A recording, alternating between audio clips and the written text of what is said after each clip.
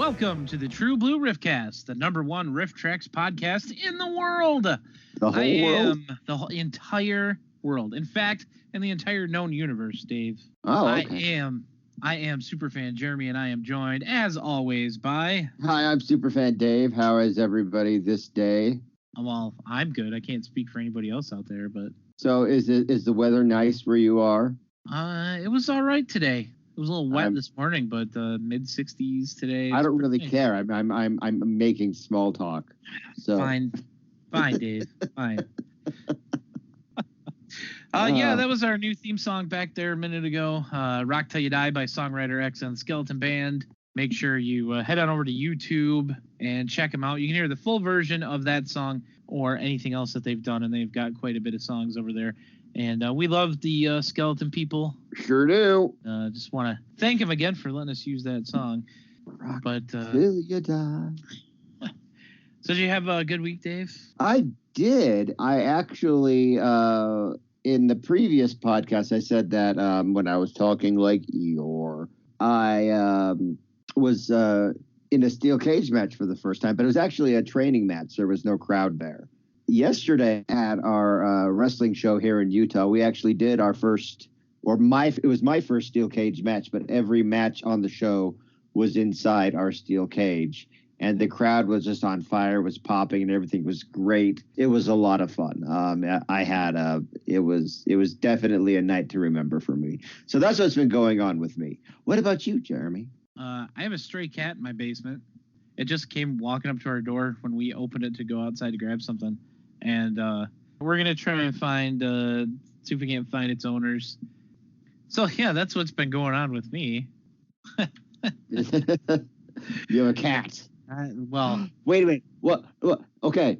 No. Question. No. You know it's coming. If it starts talking. If it starts talking, will you keep it? No, because it only talks once. Yeah, but then it's like it's a magic cat. It's gonna fix all your problems. Well, and hey, at least if it gets hit by a car, it'll come right back to life, right? It'll just put like that you messed up. You knew where I was going, like right as. Can't put anything by me, Dave. Oh, Duffy. See, now I want to talk about a talking cat. Not yet, Dave. But we will be talking about Ice Cream Man today, winner of our listener poll last week. I'm very excited about that. We'll be talking about the newest RiffTrax release, Contamination, and we'll be taking a look at the short Play Safe. But first, let's take a look at the weekend box office. Surprise, surprise, the number one movie of the weekend. What do you think it is, Dave? Is it going to be something where it's going to make me want to go kill somebody? Probably not, but it is the Joker. So that looks really good. I'm hearing nothing but really good things. I'm probably going to see this in the theater. I think it looks really fascinating. It does look good. It looks like a interesting departure from the normal way of doing things, and it does look interesting. But what movies did Joker murder gruesomely at the box office? Abominable, that DreamWorks kids film thing, only took in $12 million this week. Oh, only. Oh, yeah. Gosh, the movies are messing up this year. Downton Abbey, Hustlers, and It Chapter 2 rounding out the top five. Yeah, that's, like you said, movies are kind of, a lot of them that should be doing better are kind of bombing, not doing as well as they were expected to. I think it goes back again to Avengers, kind of like a burnout for this year, but that's it. I mean, the Avengers, the whole Infinity Saga, that whole thing is done now. Yeah. See, now let's talk MCU about is still going, but we're getting the Eternals and Shang-Chi and yes, eventually another Doctor Strange and Thor and Spider-Man and stuff like that, but it's not going to be the same. No, we're starting off in kind of a weird area here, because Avengers is effectively done for now. Star Wars, the whole original saga, will be wrapping up this year. The whole story of the Skywalker family will be over. Officially, it will be over. There's not much else to look forward to. Game of Thrones is done. Yeah, Game of Thrones. We were talking about this before. So we have the MCU, like the how everyone's already known it. With Iron Man and Thor and Captain America. Really, Thor's the only one left over. And RiffTrax has done all of those. Yeah. Go back and get all those great riffs from RiffTrax.com. It's almost like they're hitting like a soft reset on that. Yeah. See, now with Star Wars, I'm not really sure if I'd buy. I mean, like, I'm sure they're going to be wrapping everything up for the sequel trilogy, and they're going to bring in elements that kind of like bring everything to a close, I guess. I'm not sure if I really. In fact, I know that I don't. I'm pretty sure at some point there's going to be episodes 10 through 12. That's going to happen in our lifetime. It may take another 10 years, but they're going to bring it back around. But you are right. For the sequel trilogy, for kind of like everything that has been going on since Disney bought Lucasfilm 7 years ago, everything's wrapping up there. And also Game of Thrones ended earlier this year. So you have kind of like the holy trinity of, like nerd culture right there. And I got to ask, going into 2020, into the new decade, what are people going to be mad about? Well, there's that Lord of the Rings prequel series that's coming out on Amazon. I didn't even know that existed until you told me about it. I mean, there's still the Black Widow movie that's happening. Prequels. And if the reaction to that is anything like what we had for the previous female-led Captain Marvel in the MCU, then that'll be plenty for people to get upset about. Yeah. Okay. Now, Captain Marvel. I kind of changed my tune a little bit about Captain Marvel. I don't think it's a bad movie, although at the same time, it's just kind of unremarkable. But then again, I don't really think it was made for me, so I'm probably like the wrong kind of audience for it. So I don't know. It just kind of rubbed me the wrong way the first time I saw it, mainly because it like pushed all the wrong nostalgia buttons. But it's just like pushing Blockbuster. Like, hey, remember Blockbuster? Remember payphones? Remember Guns N' Roses? Remember all this stuff? Remember we're in the 90s. That's what annoyed the crap out of me about that movie. Not any of the other stuff people were complaining about. It's just like, oh my gosh, shut up. With the retro, we get it. It's the 90s. I remember. But no, I don't think Captain Marvel's a terrible movie. But I'm just thinking there's got to be some kind of pop culture reset in the new decade. And I'm just curious to find out like what's going to take up the mantle, like what's going to be the next Game of Thrones or the next Breaking Bad or the next big movie thing. Because, we didn't have Star Wars for 10 years. TV is kind of barren. I mean, Netflix, their original programming, with the exception of maybe Stranger Things. I mean, House of Cards kind of. Yeah, that died. Yeah, that went strong until it didn't. Until a certain actor decided that he was going to do bad things. Yeah, and then supposedly, allegedly. Yeah, allegedly. Yeah. Can you believe it's been almost 10 years since Lost ended? Really? Yeah. Wow, that's crazy. That was the last big TV, like actual normal TV thing. It's so much has changed in the last decade. I mean, you could argue that Breaking Bad and maybe to a lesser extent Dexter, but I don't even know about that. But like in the last 10 years, it was House of Cards, Breaking Bad, Game of Thrones. Yeah. And now those are all. I mean, Breaking Bad's been done for a while.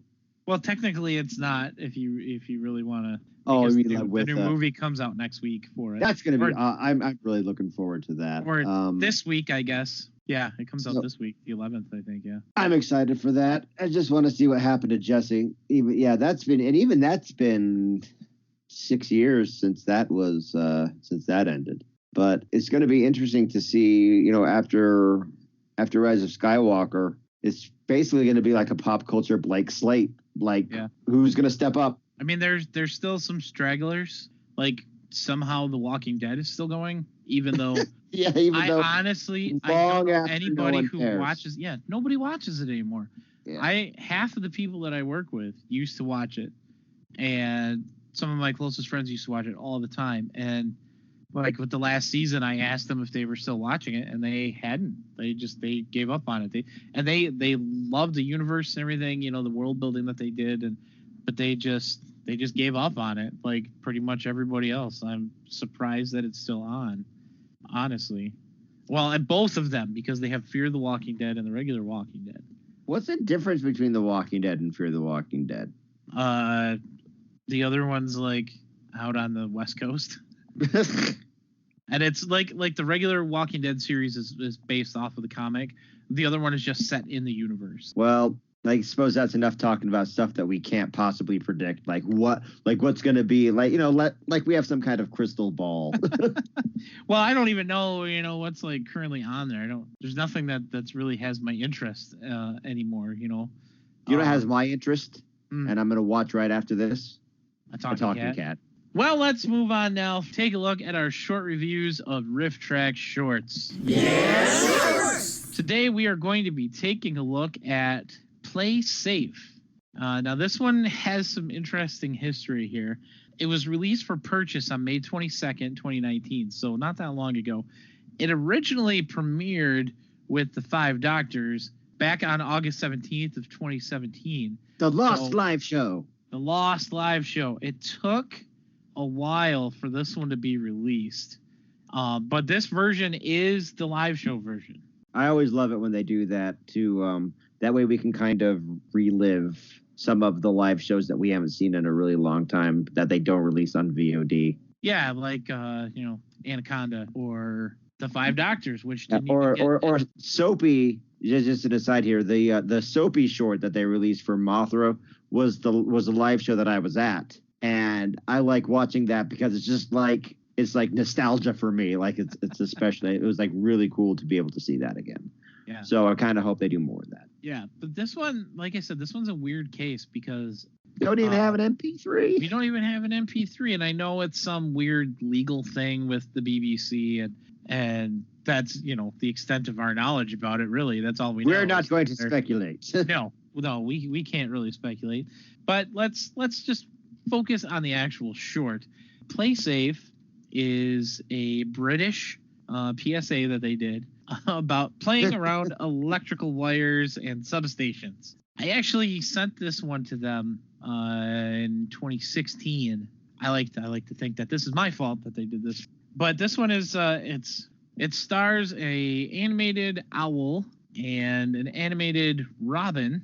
Interestingly enough, the robin was voiced by Bernard Cribbins, who has further connections to RiffTrax because he was one of the companions of Doctor Who from one of the weird movie versions that they did, Daleks Invasion Earth 2150 AD. So that was kind of interesting.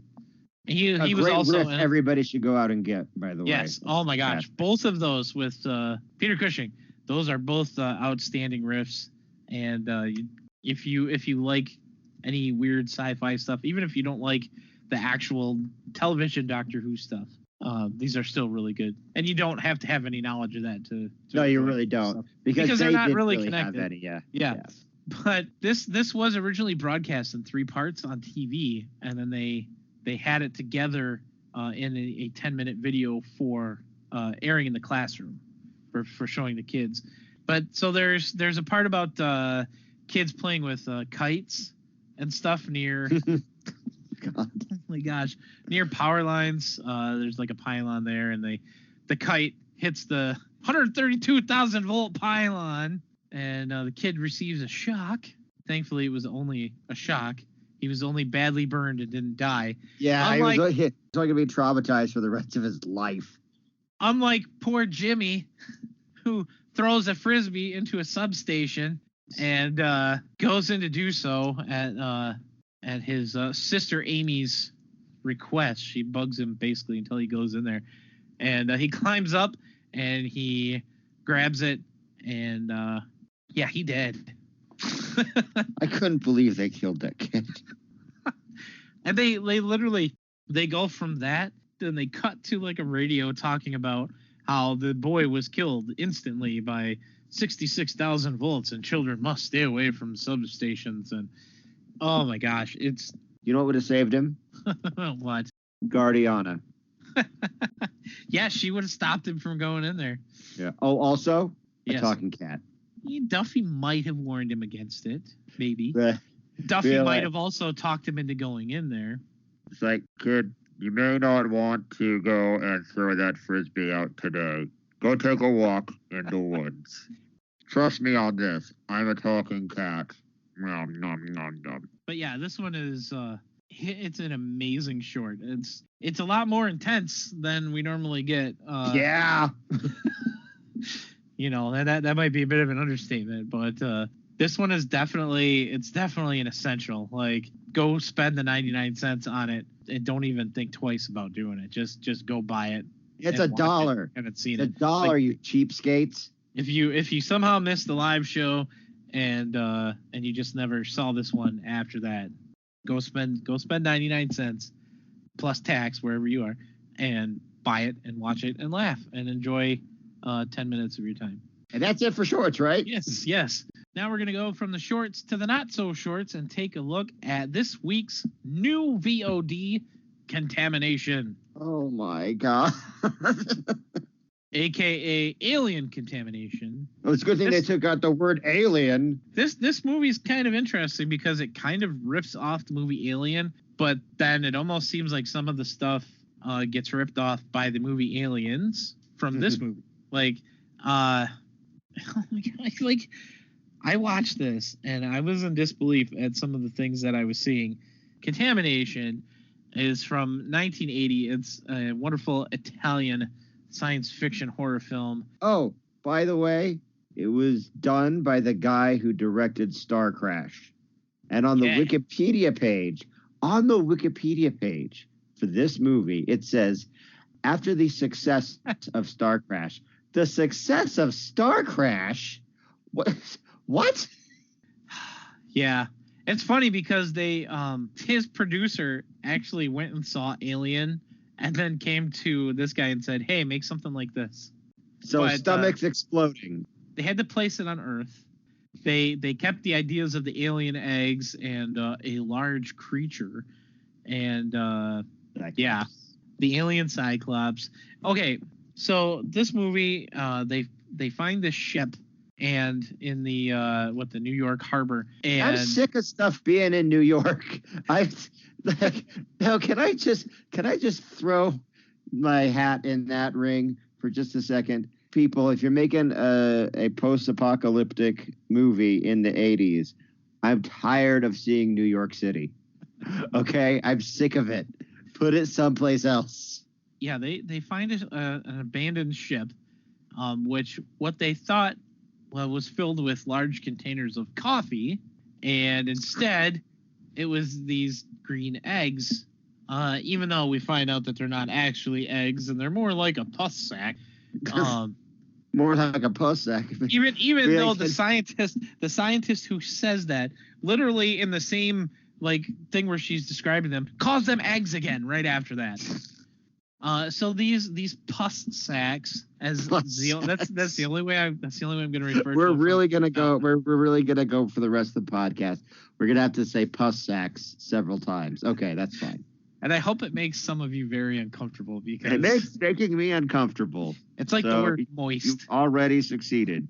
But they're filled with this goo that if it touches you makes you explode. It makes you explode. Your whole stomach, chest, and torso, everything just right off of your body. Now when they're showing this to the other scientists and stuff in the lab, they pull out some of the goo from one of the pus sacks and they inject it into a rat, and the rat explodes.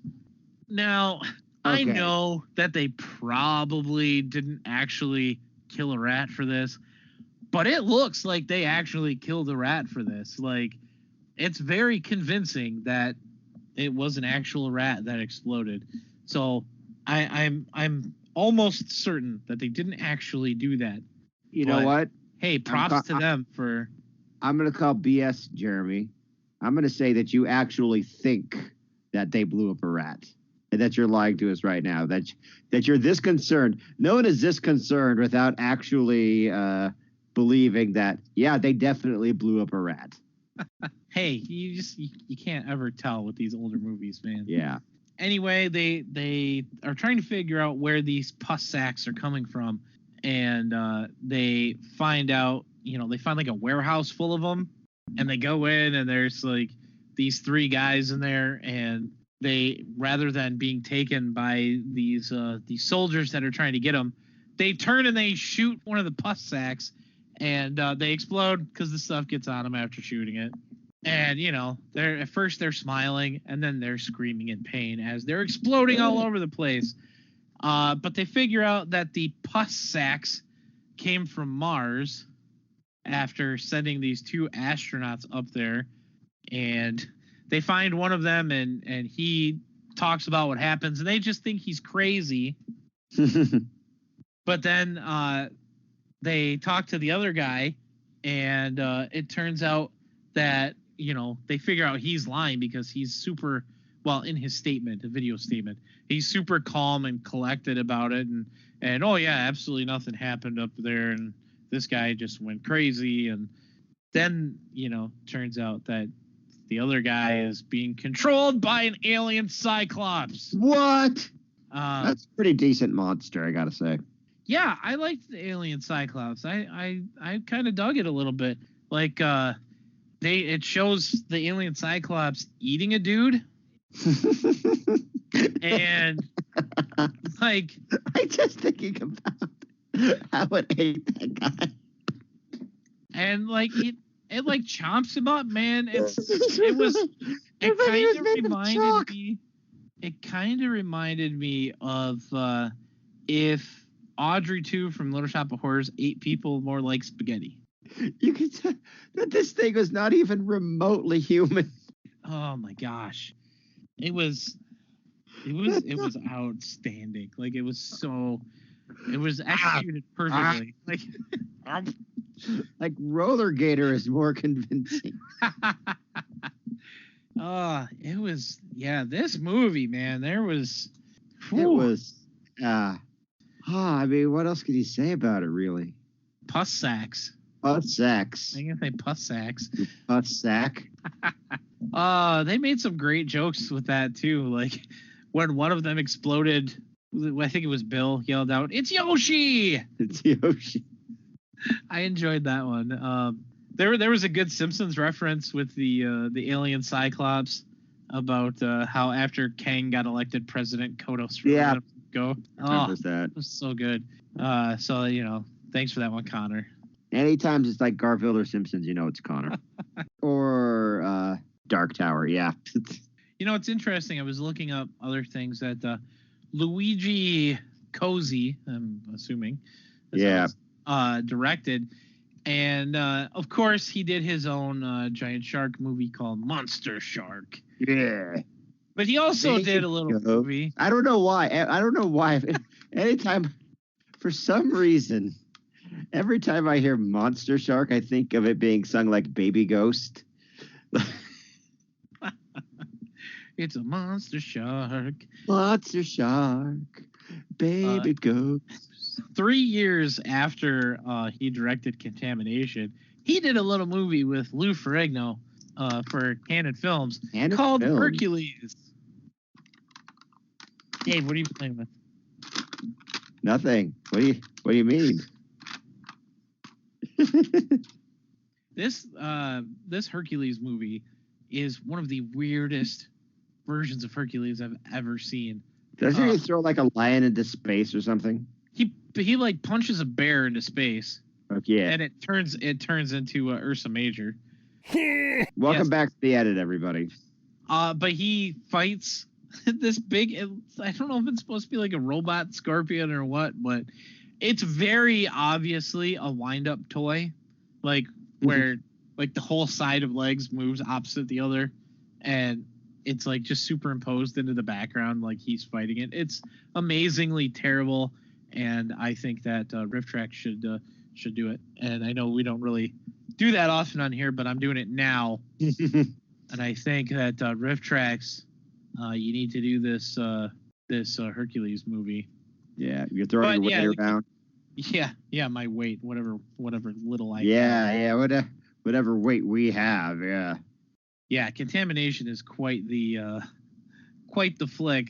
I knew it was going to be weird, but I was not expecting as many exploding people as I got to see in this movie. Boom! Like 5 in the first 10 minutes. There's a lot. And it, you know what? For a movie released in 1980, it was pretty decent. Like, as far as the effects went, decent, not good, but decent. Like they pulled off what they were going for. Like I said, I wasn't sure about that rat. I mean, obviously they didn't actually kill a rat. I think. You're still not entirely sure. I'm not. Which means you absolutely believe that they killed a rat. They might have. They definitely might have. Like, I don't know. Now, this one also has a very interesting soundtrack by The Goblin. The Goblin? Goblin.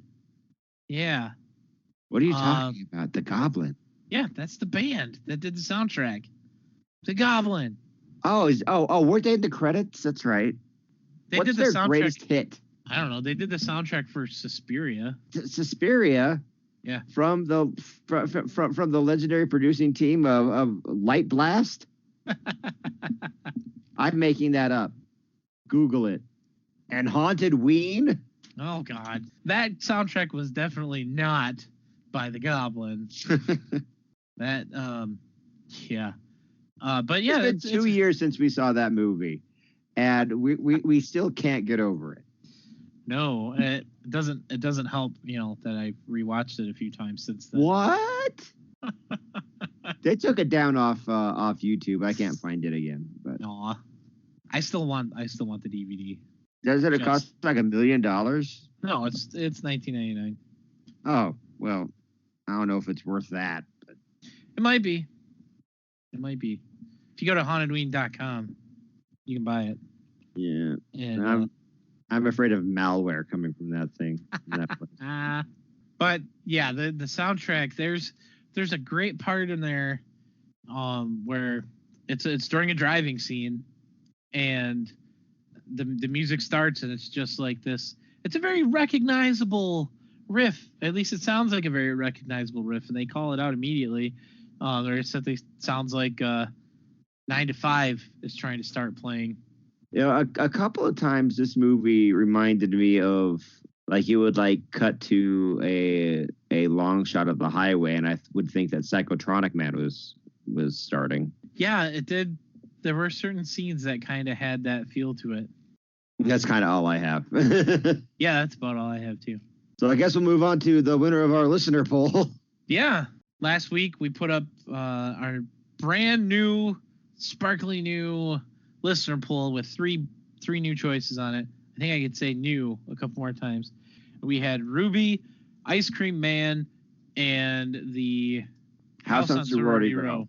I was surprised when Ice Cream Man won, honestly. Yeah, I mean, it was kind of close. The one that came in second was, like, what was it, Ruby? Ruby, yeah. Yeah. Which I got to be honest, I was kind of hoping it would have been Ruby. Not that I don't like Ice Cream Man. Yeah. But yeah. So we'll have a new movie in there to compete against Ruby in the House on Sorority Row. We'll bring that up at towards the end of the episode here.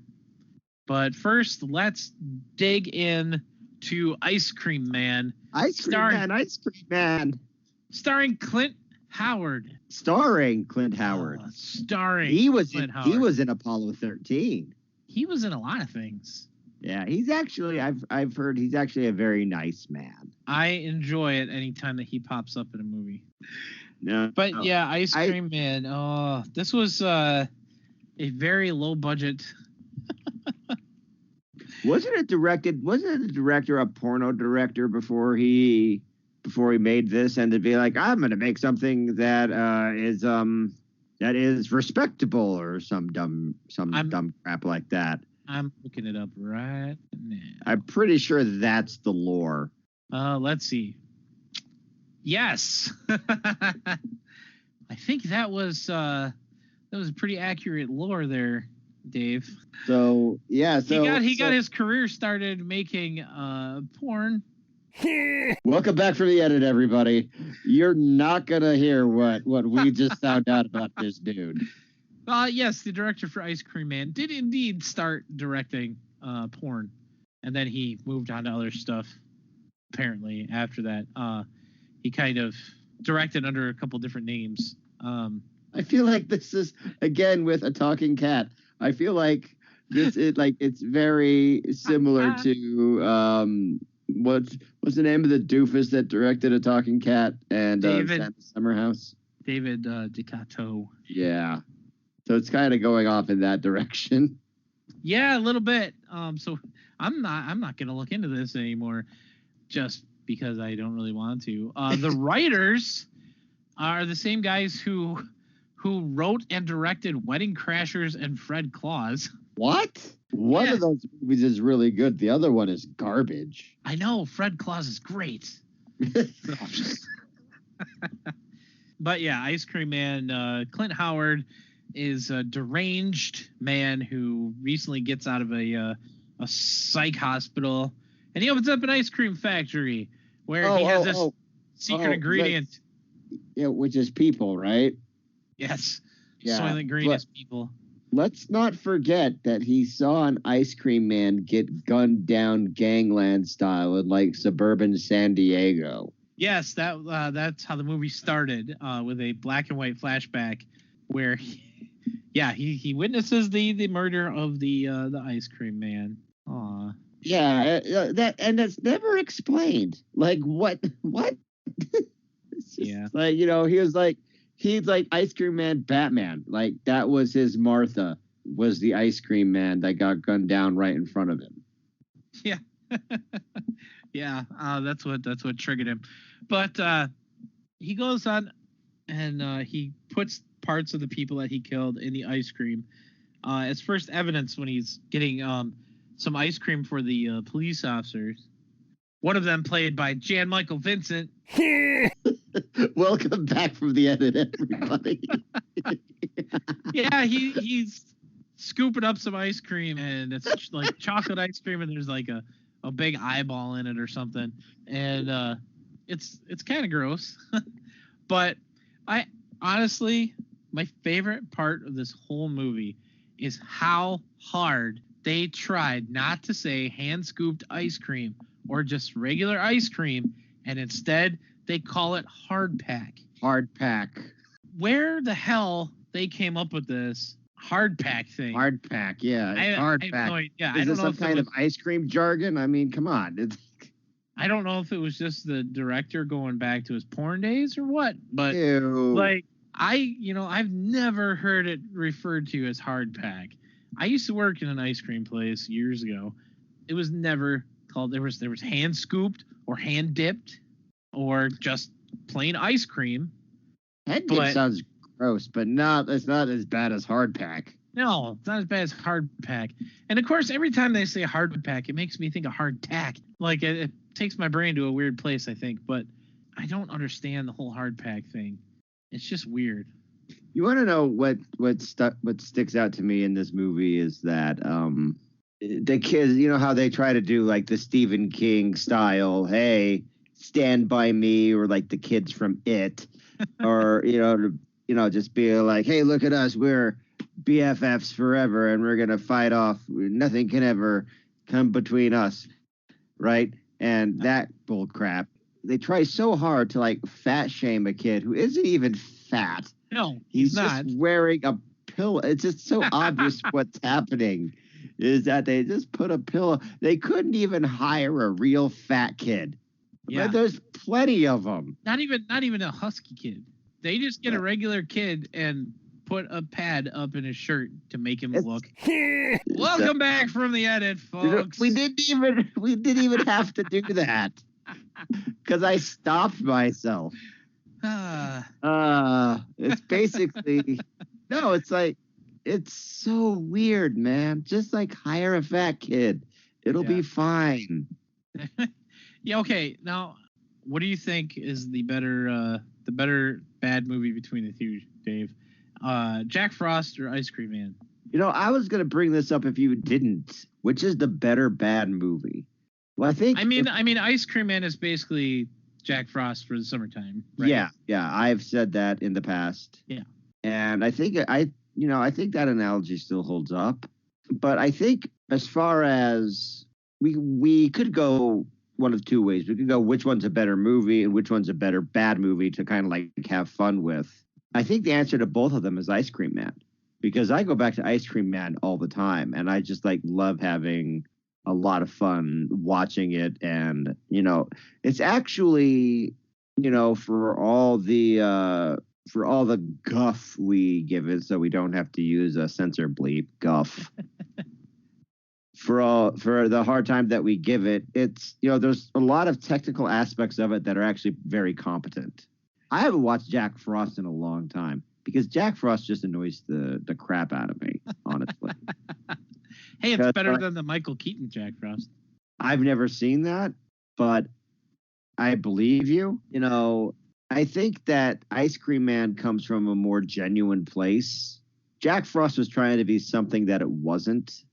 It was like, Jack Frost thinks it's super hilarious when it's not. Like, I all the quips in it. I can see my house from up here. It's like, that doesn't even have anything to do with being a snowman. Right? I don't know, dude. Ice Cream Man all the way. Between that and Jack Frost, I just think Ice Cream Man is, my favorite word, more charming than Jack Frost is, because Jack Frost is just terrible. Yeah. I had seen both of them before they were riffed, and even then I always liked Ice Cream Man more. Oh, it also has David Warner in it for 5 seconds.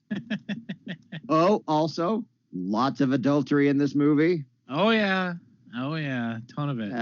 Yeah, and it's a great subject matter for a movie that literally stars children. Yeah, and honestly, for the as far as the killing, it's pretty tame. Yeah. Oh, well, except for somebody gets killed. Somebody gets killed with a waffle iron. Well, yeah, there's that, but I mean, overall, for a horror movie. Yeah, it is pretty. It's not like Final Destination. Let's put it that way. It's not like Contamination. Yeah. Imagine if they shared a universe and he started using the pus sacks to make his ice cream. Yeah, gross. Then everybody who eats the ice cream just explodes. Yeah.